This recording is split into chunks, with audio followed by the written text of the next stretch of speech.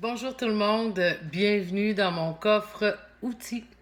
Alors ça me fait plaisir, c'est le premier outil que je vous donne de la semaine et ça me fait plaisir de vous partager tous mes outils. Si vous saviez comment mon coffre est rempli d'outils et mon but est de vous transmettre parce que je sais que tous ces outils que je vais vous transmettre semaine après semaine peuvent vous amener vraiment à la libération, peu importe, la libération de vos peurs, de vos phobies, mais aussi à la libération de vos malaises, donc, ou tout simplement pour un mieux-être.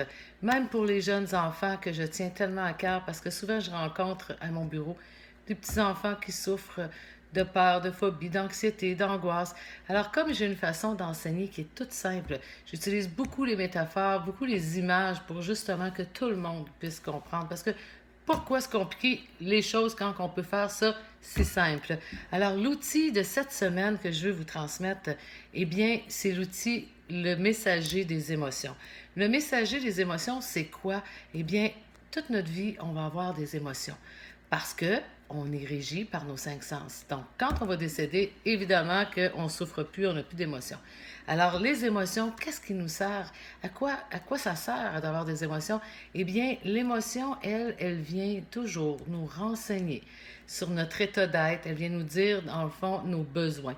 Moi, je compare l'émotion comme à manger, boire, dormir. Donc, si j'ai faim, mon corps va venir me signaler, bien Nathalie va manger. Si je suis fatiguée, va te coucher. Si j'ai soif, bon, ben je vais aller chercher quelque chose à boire. Donc, mes émotions, c'est le même principe.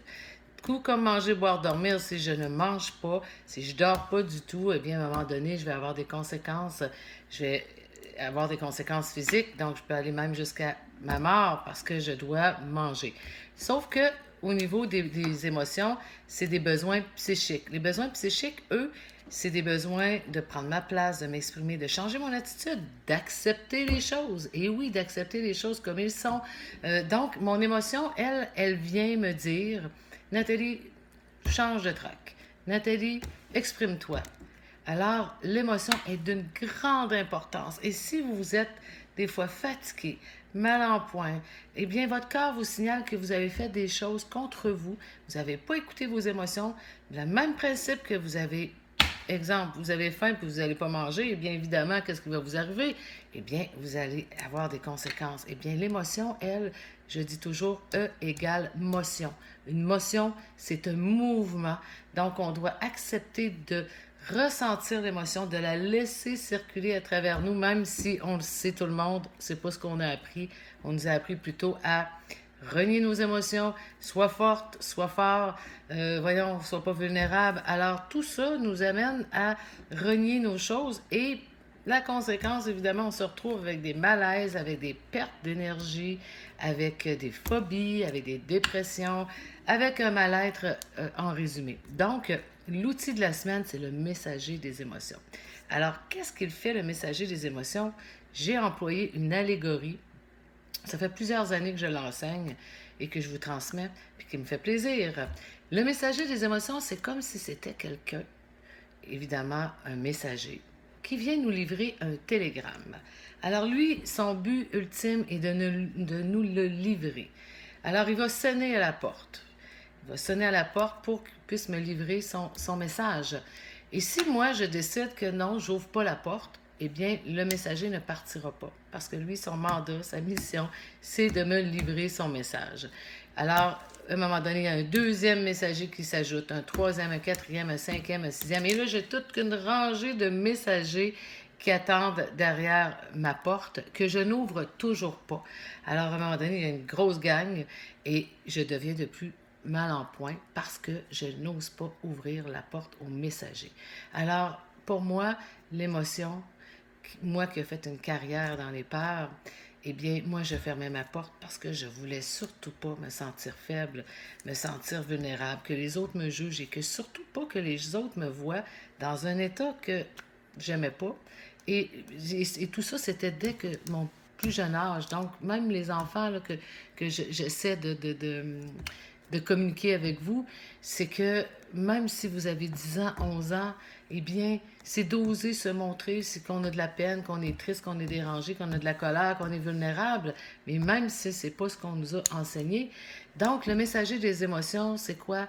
J'ouvre la porte à Madame Tristesse, à Monsieur la colère, à Madame la honte, à Monsieur l'abandon. Donc, j'accepte d'ouvrir la porte à mes émotions pour le laisser circuler à travers moi. Quand je veux les gérer, mes émotions, je n'ai pas besoin de ma tête, de mon mental. La seule chose dont j'ai besoin, c'est mon corps. Donc, mon corps qui va faire le travail, c'est-à-dire que j'ouvre la porte et je peux ressentir à travers moi la tristesse. Et comment je fais pour savoir si je sens la tristesse, si je sens bien la colère, si je ne suis pas plutôt en train de la raisonner?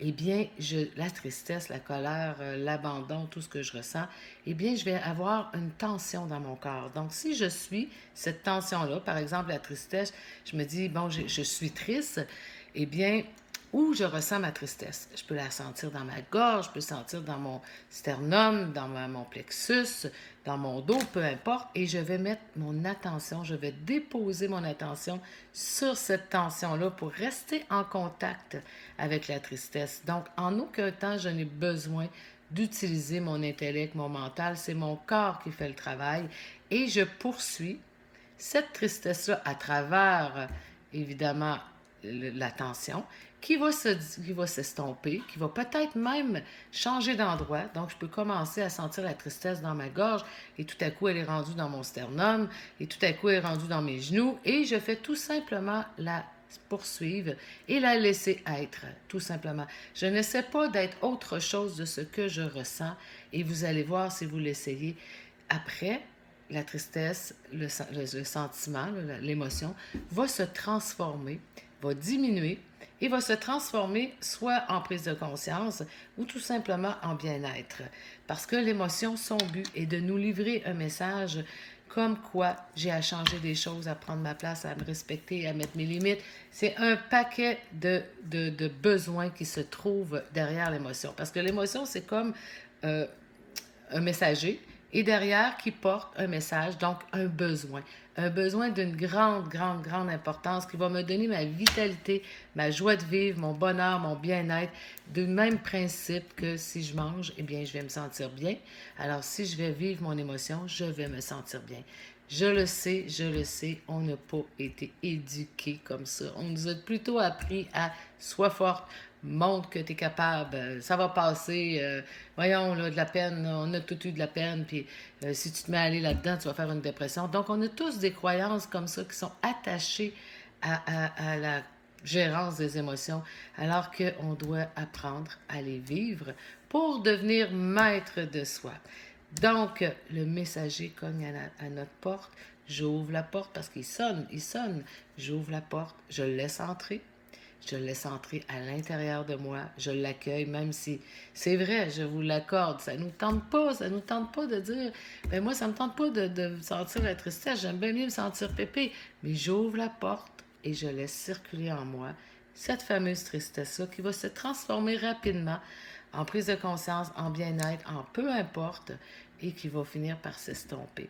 Alors que si je me bats contre l'émotion, eh bien, je peux vous dire que la conséquence, elle est beaucoup plus grande parce que je résiste à ce qui est. Je résiste, je ne veux pas sentir la vulnérabilité, je ne veux pas sentir des choses.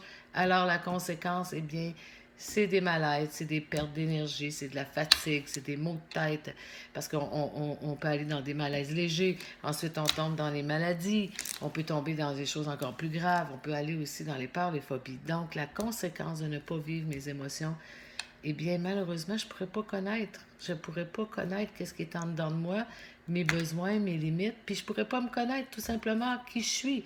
Alors que lorsque j'accueille l'émotion, eh bien, je peux avoir accès à ma vraie personnalité. Et en terminant, le but n'est pas d'être parfaite. Le but est d'être en paix avec l'imperfection, d'être en paix avec qui je suis, donc de cultiver l'imperfection, parce que c'est vraiment d'être bien avec nos défauts, nos qualités, et pour cela, je dois ouvrir la porte au messager de l'émotion qui cogne et qui frappe à ma porte. Alors, est-ce que vous allez ouvrir la porte au messager? Je vous le souhaite. Et n'oubliez pas, si vous avez des questions, n'hésitez pas. Je suis là pour vous. C'est ma mission de vie. Alors, n'hésitez pas, vous me posez vos questions, je vais vous répondre. Et on se dit à la prochaine capsule sur mon coffre outils. Bye bye tout le monde, je vous embrasse et je suis avec vous.